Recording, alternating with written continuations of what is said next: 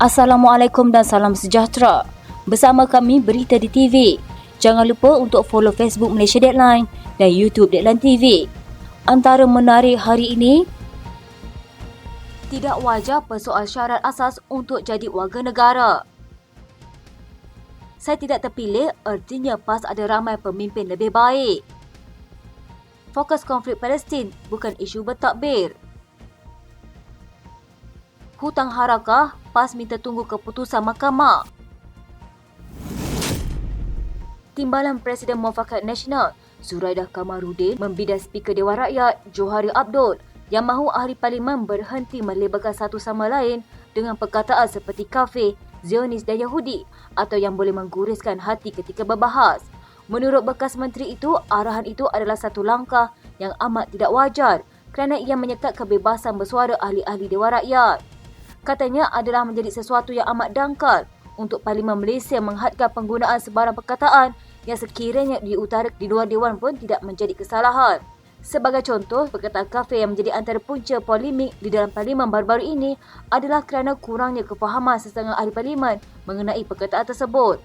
Zuraidah berkata demikian ketika mengulas kenyataan Johari yang mahu ahli Parlimen tidak lagi menggunakan kata-kata menghina termasuk tiga yang dinyatakan itu terhadap rakan mereka di Dewan Rakyat berikutan beberapa kekecohan yang tercetus minggu lalu. Johari berkata bahawa penggunaan perkataan seumpama itu adalah salah dan bertentangan dengan peraturan tetap 36/10/C kerana berkemungkinan menimbulkan perasaan sakit hati atau permusuhan di antara satu kaum dengan kaum yang lain di Malaysia. Mengulas lanjut, Zuraidah berkata perkataan kafir berasal daripada bahasa Arab yang merujuk kepada orang-orang yang tidak mempercayai atau lebih tepat lagi mereka yang bukan beragama Islam dan tidak mempercayai apa yang diimani oleh seorang Muslim. Katanya Al-Quran dan Hadis turut menggunakan perkataan kafir bagi menerangkan hal yang sama. Jadi bagaimana Speaker Dewan Rakyat yang juga seorang Muslim menolak untuk perkataan ini digunakan di dalam Dewan bagi merujuk kepada ahli Dewan yang bukan Islam? Menurutnya, daripada mengenakan larangan menyeluruh, Johari sebaliknya harus menjelaskan maksud dan terjemahan perkataan itu serta konteks penggunaannya kepada semua ahli parlimen. Ini kerana katanya perkataan itu bukanlah satu kutukan atau cercaan tetapi hanya satu gelaran kepada mereka yang bukan penganut agama Islam.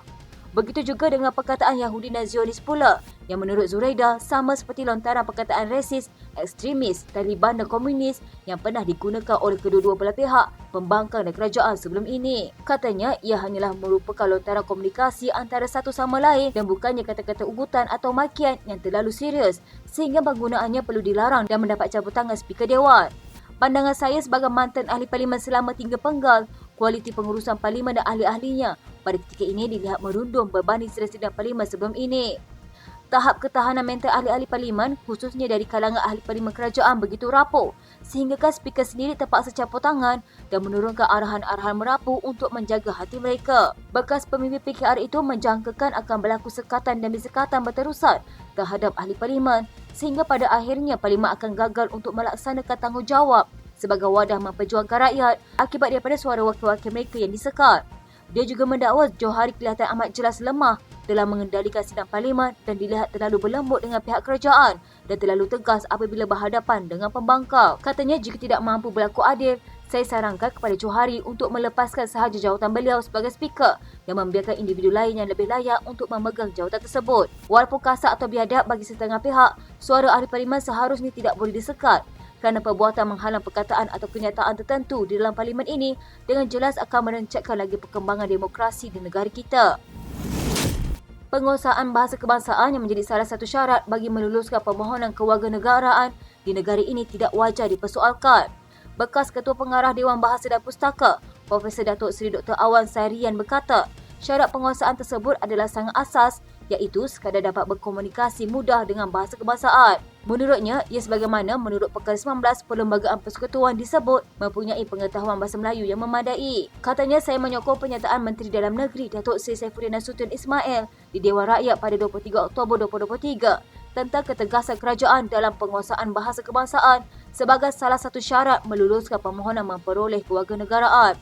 Tidak wajar mana-mana pihak mempersoalkan syarat itu kerana di negara-negara lain pun syarat itu dilaksanakan.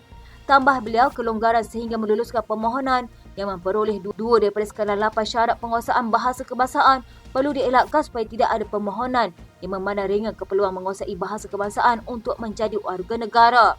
Katanya langkah yang dapat dilakukan adalah dengan menggalakkan permohonan mengikut kursus asas bahasa kebangsaan yang boleh dianjurkan oleh pihak tertentu dengan kerjasama dan pemantauan DBP. Pada Isnin, Saifuddin Nasution berkata, ujian penguasaan bahasa Melayu dikenal pasti sebagai antara punca kebanyakan pemohon warga emas gagal bagi permohonan taraf warga negara Malaysia.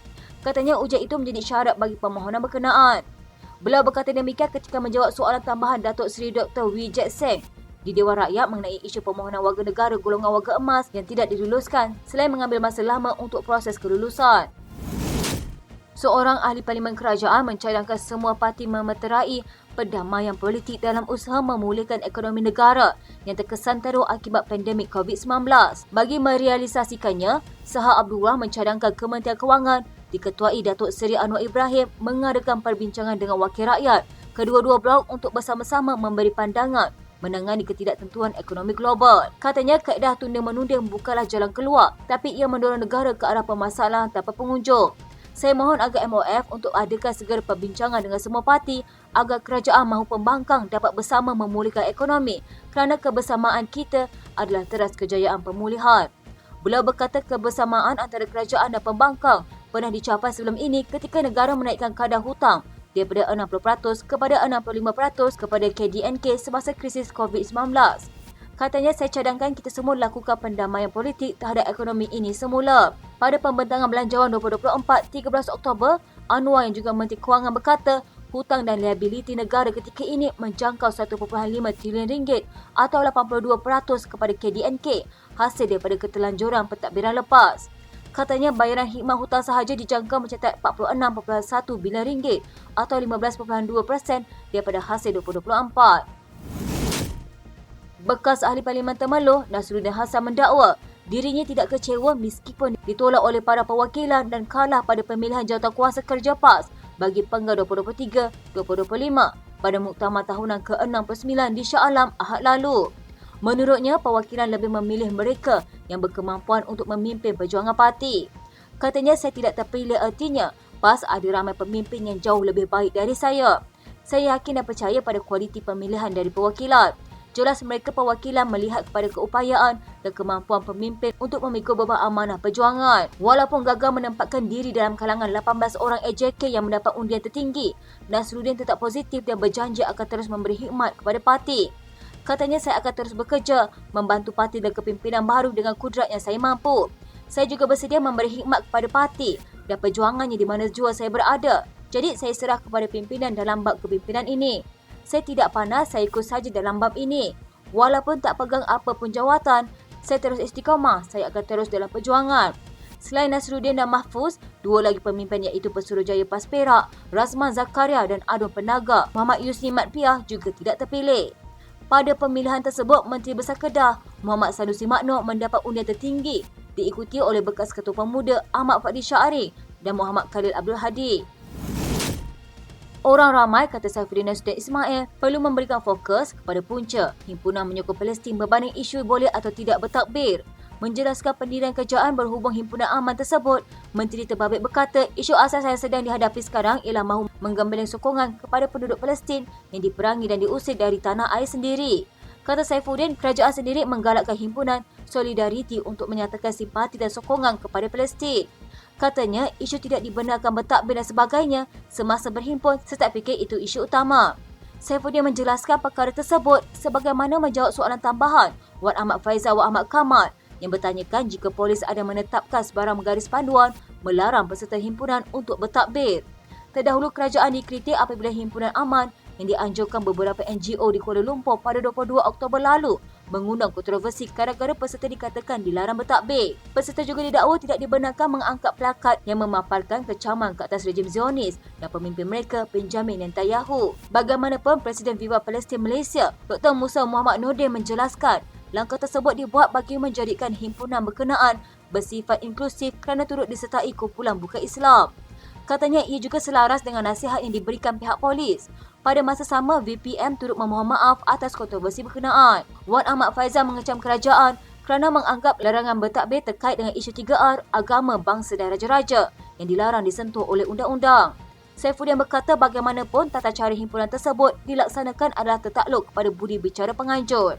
Saifuddin juga menegaskan tindakan penganjur himpunan Freedom of Palestine itu juga tidak menggambarkan pandangan kerajaan. Katanya soal boleh atau tidak mengecam Netanyahu, pendirian kerajaan juga jelas. Hakikatnya kita mengiktiraf perjuangan rakyat Palestin, justru dengan sendiri kita menindakkan sokongan kepada Netanyahu. PAS meminta bekas syarikat pencetak akhbar lidah rasmi parti itu menunggu keputusan mahkamah berhubung isu tunggakan hutang. Kata Timbalan Presiden PAS Tuan Ibrahim Tuan Mat, kes ini dah jadi kes mahkamah, sepatutnya dia tunggu keputusan mahkamah. Dia berkata demikian sebagai mengulas laporan berhubung rungutan pengurus NAJ Press Resources Neighbourhood Hussein Jan yang menyatakan rasa geram melihat PAS dan sikap kepimpinannya yang didakwa bermewah-mewah namun gagal mengambil tanggungjawab untuk membayar hutang harakah. Ia membabitkan hutang harakah dengan dua syarikat iaitu Angkatan Edaran Enterprise Neighbourhood dan NAJ Press Resources Neighbourhood. Angkatan Edaran bagaimanapun diisytihar muflis dan pihak pengurusan sama menubuhkan NAJ Press Resources Neighbourhood sebagai pengganti dan terus mencetak harakah pada ketika itu. Bagaimanapun hutang harakah dengan Angkatan Edaran yang telah muflis lebih banyak hingga mencecah nilai jutaan ringgit berbanding hutang dengan NAJ Press Resources hanya lebih RM600,000. Sementara itu, Hussein berkata PAS dan harakah enggan membayar hutangnya dengan Angkatan Edaran atas alasan syarikat itu telah pun gulung tikar. Menurutnya, syarikat tersebut menanggung beban hutang dengan pembekal kerana harakah tidak mahu menjelaskan hutangnya. Katanya dalam keadaan ekonomi yang sukar ini, kita perlukan sumber kewangan segera sebagai modal pusingan untuk terus berniaga. Pemimpin PAS kononnya mengaku mengikut Al-Quran, hadis, ijma' ulama' sebagai panduan tetapi sebaliknya menggunakan hukum sekular dan mengetepikan hukum Islam kerana enggan bayar hutang. Sementara itu, peguam yang mewakili NAJ Resources, Putra Taulan Rasul ketika dihubungi berkata pihaknya sudah mengemukakan tuntutan terhadap PAS, Setiausaha Agung PAS Taqiyuddin Hassan dan penerbit harakah iaitu Galeri Media Sabanaikas Neighbourhood. Sekian berita hangat pagi di TV pada hari ini. Jangan lupa untuk follow Facebook Malaysia Deadline dan YouTube Deadline TV.